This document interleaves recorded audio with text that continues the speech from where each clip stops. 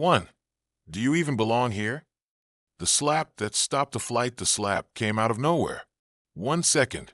Malik was settling into his plush leather seat in first class, earbuds in, hoodie up, relaxing for what he thought would be a quiet flight from L.A. to New York. The next, he was being glared down by a flight attendant whose entire face radiated disapproval. Her name tag read Trisha, and her tone cut sharper than the beverage cart wheels rolling down the aisle. "Excuse me," she barked, arms folded. "What are you doing in this section?" Malik pulled out his earbuds. "Sorry," I said. "What are you doing in first class?" She repeated, louder this time. "This is not your seat." Passengers in nearby rows looked up. A few exchanged glances. Some lowered their tray tables to get a better view. Malik blinked. "I think there's some mistake. I'm in 1A. Trisha scoffed. "Sure you are." She reached over and snatched the boarding pass from his lap without asking. Her eyes darted to the name. "Malik Carter?" she asked, like the name itself offended her. "Right. And I'm Beyoncé." She rolled her eyes and waved the ticket in the air like it was fake. "This is a first-class cabin," she said slowly, as if he couldn't understand. "Not economy. Not charity." Malik straightened up. His jaw tensed. "I paid for this ticket." That's when she got closer, leaning in like she was about to tell a secret. Only her voice was loud enough for 3 rows to hear. "You people always try to sneak into places you don't belong." The air froze. Malik stared at her, stunned. "Excuse me."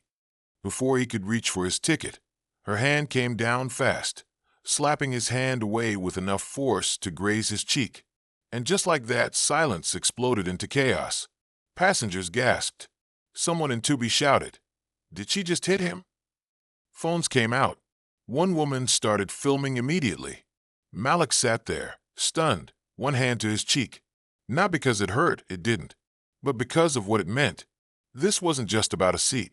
It was about power, about the quiet assumption Trisha had made the second she laid eyes on him, that a young black man couldn't possibly afford first class, that he didn't belong. Trisha didn't seem bothered. In fact, she doubled down.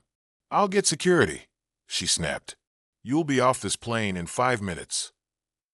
Malik didn't yell. He didn't make a scene. He didn't cuss or shout or throw a fit like they probably expected. He just reached into his hoodie pocket, pulled out his phone, and calmly made a call. He only said 5 words. "Dad, we have a problem." Now the story had changed. Passengers who had stayed quiet were now leaning in, whispering to one another. Some were still recording. One woman in 1C whispered, "He just called his dad. Why do I feel like this is about to go viral?" Trisha crossed her arms smugly, still convinced she was in the right. "Call whoever you want," she sneered. "You're still not staying in that seat." But Malik didn't argue. He simply ended the call, slid his phone back into his pocket, and looked at her, and smiled. Less than 2 minutes later, a voice came over the intercom. "Ladies and gentlemen, this flight is experiencing a delay. Please remain in your seats until further notice." Trisha blinked. That wasn't normal. "What kind of delay?" she asked another crew member. No answer. She tried to brush it off, turning back to Malik. "Don't think a phone call is going to save you." But then the cockpit door opened, and the captain stepped out. Behind him were 2 sharply dressed men in dark suits, badges clipped to their belts. Not TSA, not airport security. These were corporate. The men didn't say a word to the passengers. They walked straight to Trisha. "Ma'am," one said quietly, "you need to come with us." Trisha stammered. "Why? What's going on?" The second man showed her a paused video on a phone. It was her, slapping Malik. Loud, clear, undeniable. Trisha's face went pale. "Wait, I didn't know who he was," she blurted. "He didn't look like—" She stopped herself. Too late. One of the men turned slowly toward her and said something that made the entire row behind them go still. "You didn't need to know who he was. You just needed to treat him like a person." She was escorted off the plane, in front of everyone. Some clapped. Others just watched in stunned silence. Malik leaned back in his seat, calm, composed, his cheek still tingling from the slap, but his pride fully intact. And deep down, he knew one thing for sure. This flight was no longer about takeoff. It was about consequences. 2. The name she didn't know. When one call changes everything, what Trisha didn't realize was that Malik wasn't just some casually dressed young man trying to score a free upgrade. He was Malik Carter Jr., yes. That Malik Carter Jr., the only son of Malik Carter Sr., the black billionaire whose name held weight in boardrooms from Wall Street to Silicon Valley. A man who didn't need to be loud to be powerful, whose empire stretched from real estate to airlines, sports franchises to tech companies, whose signature could crash or save a company's stock value. But Trisha hadn't recognized him. To her, Malik was just another hoodie-wearing passenger who didn't look like first class. And that snap judgment, that moment of unchecked arrogance, it was about to cost everything. As the plane sat idle on the tarmac, Malik remained composed. He could feel eyes on him. Some passengers were still whispering, some watching through narrowed eyes. The woman in 1C had stopped filming, but she hadn't stopped listening. And then he made the call. He tapped one contact. No search, no typing. Just one tap. His father answered on the first ring. "Dad," Malik said calmly. "A flight attendant just slapped me. In front of everyone. Said I didn't belong in first class." There was a pause. Then came the voice that had closed billion-dollar deals with a single sentence. Quiet. Chillingly calm. "Which airline?" "Global Skies." "Which flight?" "GS 147. LAX to JFK." Gate 12B." There was another beat of silence. Then just 5 words. "You won't be taking off." Click. That was it. No yelling. No threats. No emotional reaction. Just facts, spoken with the kind of confidence that meant only one thing. Action was already in motion. Malik hung up and slipped the phone back into his hoodie pocket. He didn't smirk. Didn't gloat. He just leaned his head against the window and looked out at the runway. Like this wasn't the first time someone had underestimated him. Because it wasn't. He'd been judged his entire life. By teachers, doormen, cashiers, strangers. Some thought he was too young to drive a Ferrari. Too lucky to be born into wealth. Too black to belong in certain spaces. But that judgment had never been this bold, this loud, or this public. And now, it was about to become even more so. Back in the terminal, the ripple effects had already begun. Malik Carter Sr. wasn't just calling customer service or tweeting angrily. He was calling people who had their names etched on executive parking spaces. People who answered the phone with "Yes, sir," and right away. Within 5 minutes, the airline CEO had received a direct call. Not a complaint, not a warning, but a reminder. Check the footage from flight GS 147, Gate 12B, cabin crew misconduct. I'll be watching from my office. Inside the plane, Trisha still hadn't grasped what was coming. She paced up and down the aisle, still fuming. "Entitled brat," she muttered to another crew member. "Probably lying about who he is. Acting like he owns the place." Oh, the irony. Meanwhile, Malik sat silent. He didn't need to defend himself. He didn't need to explain his family name, because in just a few more minutes, the name would do all the talking for him. The captain stepped out of the cockpit. He looked concerned, glancing toward Malik's seat, then whispering something to a crew member. Seconds later, 2 men in tailored suits boarded the plane. They wore no airline uniform, just dark suits, polished shoes, and serious expressions. They didn't need to flash badges. They were the badge. Trisha's jaw clenched when she saw them. "Excuse me, this is a secure area." One of the men simply said, "Ma'am, we're from corporate. Step aside." They didn't approach Malik. They didn't speak to the other passengers. They walked directly up to Trisha and said, "We need a word with you." She still didn't get it. "What is this about?" she snapped. "I have a flight to run." The other man held up a phone, playing a video, clear as day. The slap, the yelling, her exact words. "You people always try to sneak into places you don't belong." Trisha's face turned ghost white. "I didn't know who he was," she mumbled. And that's when the man delivered the line that would later go viral in every clip posted online. "You didn't need to know who he was. You just needed to respect that he had a right to be here." She didn't respond.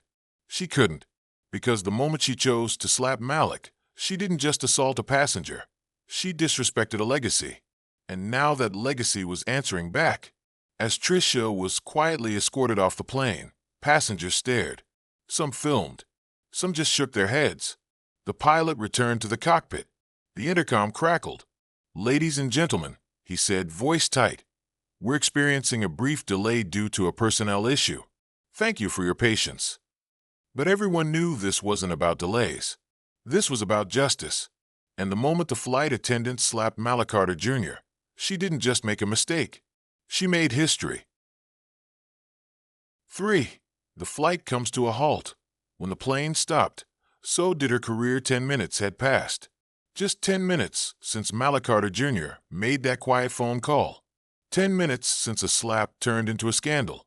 And while the rest of the passengers assumed they'd be wheels up soon, something else was already in motion, something they couldn't see, but were about to feel. The flight attendants moved through the aisles, doing final checks before takeoff. Trisha, still rattled, but trying to act normal, tossed a forced smile at a passenger in row 2. "Seat backs up, tray table stowed," she chirped, pretending like nothing had happened, but the tension in her eyes betrayed her calm. She glanced toward Malik's seat. He was still there, still composed, still dangerous, not because he was loud, but because he hadn't said a word since the call. Trisha rolled her eyes. "Figures," she muttered under her breath. "Probably someone forgot to fuel the plane." But it wasn't the fuel. It wasn't the weather. It wasn't technical issues. It was him. The intercom buzzed. A calm but unmissable voice came through the speakers. "Ladies and gentlemen, this flight has been delayed. Please remain seated until further notice." The cabin stirred. People exchanged glances. A few groaned, expecting a typical delay. But then the cabin door reopened, not for a forgotten passenger, not for more baggage, but for authority. 2 men in black suits stepped onto the aircraft. Not TSA, not flight crew, corporate security. Badges flashed. No hesitation, no smiles. They weren't here to ask, they were here to act. The pilot stepped out of the cockpit, walking a few paces ahead of them. His face was tight, tense, like he knew whatever was about to happen was above his pay grade. The suits didn't scan the cabin. They didn't ask who did what. They walked straight to Trisha. "Ma'am," one of them said, voice low and professional, "we need to speak with you." Now, the entire first-class cabin fell silent. Trisha blinked. "Excuse me." The other agent repeated slower. "Step off the plane with us, please." Now, she gave a nervous laugh, trying to maintain her grip on control. "What is this about?" The man looked her dead in the eye and said a name. Malik Carter Jr. Her world stopped. Her lips parted slightly, but no sound came out. She turned her head slowly, like it would change what she saw. Malik was still in seat 1A, still calm, still poised, still sipping from his water like he had all the time in the world. She stared at him, her voice barely above a whisper. I didn't know who he was." And that's when the taller of the 2 men replied with the words that sent shivers through the entire cabin. "That's the point. You didn't need to know. You just needed to treat him like a human being." Boom. Every passenger felt that. It wasn't just a reprimand. It was a revelation. And just like that, Trisha's bravado collapsed. The pride, the attitude, the condescension, gone.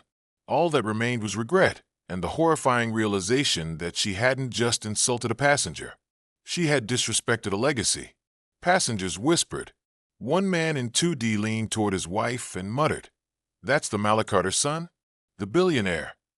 "Real estate guy," she whispered back. "No, airline guy. He owns part of Global Skies." A woman 2 rows behind filmed quietly, whispering into her phone, "Y'all, this flight attendant slapped the son of a billionaire, and now the suits are here. This is crazy." Trisha tried one last time. "Wait, I can explain. I didn't mean." But the officers had already stepped aside, making space for her to exit. "This way, ma'am," one said firmly. She turned, walked past the passengers she'd once smiled at so smugly, and exited the plane. No applause, no yelling, Just the kind of silence that screams louder than any words. Back in seat 1A, Malik didn't say a word. He didn't gloat, didn't smirk, didn't even look in her direction as she passed. Because he didn't need to. He had already said everything with his silence, with his poise, with the calm confidence of someone who knew that when you carry real power, you don't chase justice. It finds you. The pilot returned to the cockpit. The door closed behind him with a soft click. Another announcement came over the speaker. Thank you for your patience, everyone. We'll begin departure shortly. But this wasn't just a delay. This was a reckoning. In the hours that followed, the story would explode across social media. Hashtags trended. News outlets picked it up. And while some argued, others nodded in silence. Because for many, this wasn't just about one woman's ignorance. It was about what happens when that ignorance meets the wrong one. For the consequences hit fast. You thought it was just a slap? Think again. Trisha didn't walk off that plane. She was escorted, and not quietly. Passengers watched in stunned silence as the two black-suited security officers led her down the aisle. The same aisle she'd strutted down just moments earlier, barking orders and flashing attitude. Some passengers clapped. Some filmed. Some just stared in disbelief. Because what they just witnessed wasn't just a flight delay. It was a reckoning. A real-time reminder that actions have consequences, especially when you underestimate the wrong one. And the fallout? It came fast. By the time Malik's plane finally took off, the footage was already everywhere. The moment Trisha's hand hit Malik's face, her words, his silence, the suits arriving, her face when she heard the name, Malik Carter Jr., it was all online, raw, unedited, and viral. Trending on social media. Hashtag flight fiasco, hashtag Malik Carter Jr., hashtag slap the wrong one, hashtag not just first class, hashtag justice at 30K feet. Millions watched, millions shared, and thousands commented, calling out not just the slap, but the pattern behind it. She didn't ask for his name. She assumed it didn't matter. This is what happens when people think black excellence has to look a certain way. He didn't even raise his voice, and still got the whole plane grounded. Power. The airline had no choice. Within 1 hour, they issued an official public statement. We have a strict zero-tolerance policy for discrimination or violence. The employee involved in this incident has been suspended pending further investigation. We apologize deeply to Mr. Carter and his family. It was clean, corporate, controlled, but it wasn't enough. Because real power doesn't move through press releases. It moves in silence. 2 hours later, he arrived. Not in a limo, not with cameras or flashing security. Just a sleek black car. Tinted windows. Simple, elegant, quiet. Malik Carter Sr. had landed. And when he walked through that terminal, people noticed. Not because he was loud, but because everything else around him got quiet. He didn't storm in. He didn't shout. He just walked. With purpose. With presence. Like a man who didn't need to prove he was powerful. Everyone already knew. He didn't go to the VIP lounge. Didn't ask for a meeting behind closed doors. Instead, he met the airline CEO right there at the gate. In full view of staff. Passengers. Cameras. Onlookers. No suits. No press conference. Just two men. One with a billion-dollar empire. The other trying to keep his airline from becoming a headline disaster. They spoke quietly, but people watched. Recorded. Whispers flew. And what did Mr. Carter ask for? Not money. Not a lawsuit. Not someone's job. He asked for change. Mandatory anti-discrimination training for all flight staff. An immediate review of first-class boarding and verification protocols. A public apology, not just to his son, but to anyone who had ever been made to feel like they didn't belong. Simple. Direct. Unshakable. And then he said something the CEO would never forget. My son didn't ask to be treated like a billionaire's child. He asked to be treated like a man. Your employee couldn't do that. Can you? The CEO nodded, because there was nothing else to say. That meeting lasted less than 15 minutes, but by the time it ended, Malik Carter Sr. had done more than demand justice. He'd redefined the standard. Oh, and the plane? Still grounded. For hours of delays. Passengers rebooked. Crew schedules thrown off. Flight plans rerouted. Why? Because you don't get to fly like nothing happened when something this big just did. The message was clear. This wasn't going to be swept under the rug. Trisha, by the time the media caught up with her, she was already trending for all the wrong reasons. Clips of her face, her words, that slap, replayed, reposted, memed. Some people defended her. Most didn't, because it wasn't just about who Malik was. It was about what she said. You people always try to sneak in where you don't belong. That line hit harder than the slap. That was the real offense. And while Trisha scrambled to explain, to apologize, to claim she didn't know, it was already too late. The world had decided. Meanwhile, Malik and his father didn't make statements. They didn't tweet. They didn't need to, because the story told itself. A young black man, sitting quietly in first class, assaulted because someone didn't believe he belonged. And then the world stopped for him. 5. The message that took off. When one voice speaks for millions, 3 days passed. The internet had exploded. The news cycle wouldn't let it go. Late-night shows joked about it. Talk shows debated it. The airline scrambled, holding press conferences and posting carefully crafted apologies. But Malik Carter Jr. remained silent, not because he didn't have anything to say, but because when he did speak, he wanted every word to matter. And then, on the third day, he posted a video. No fancy effects, no dramatic music, no clickbait thumbnails. Just Malik standing in front of a simple white wall. His father, Malik Carter Sr., standing quietly beside him. Malik looked directly into the camera. His expression? Calm, composed, clear. But his eyes carried the weight of every person who'd ever been made to feel like they didn't belong. I wasn't slapped because I did something wrong, Malik began. I was slapped because someone saw my skin and made a decision that I didn't belong, that I couldn't afford first class, that I must be lying. He paused, not for drama, but for the truth to settle. She didn't ask me questions. She didn't wait for facts. She just saw what she wanted to see, and that was enough. His father stood silently beside him, hands folded in front of him. He didn't need to say a word. His presence said everything. This isn't just about one boy on one flight. This is about all of us. Malik continued. We're not canceling people. We're teaching them. But there's a price when you treat people like they're less than human. That price is accountability. His voice never rose. He never shouted. He didn't have to. The strength of his words echoed louder than anger ever could. And just like that, the video ended. Less than 2 minutes. No hashtags. No sponsors. No flashy captions. Just truth. And the world listened. The reaction was immediate. By the end of the first hour, the video had over 1 million views. By the end of the day, 22 million. Celebrities reposted it. Athletes saluted him. Civil rights activists called it one of the most gracefully devastating statements they'd seen in years. A-list stars tweeted, "That young man didn't just speak. He led." At Viola Davis, power, poise, purpose. Malik Carter Jr. is the future. At Kerry Washington, this is what respectability looks like when the world still disrespects you. At Common, even corporate executives began to take notice. Other airlines released statements reaffirming their policies. Training programs were reviewed.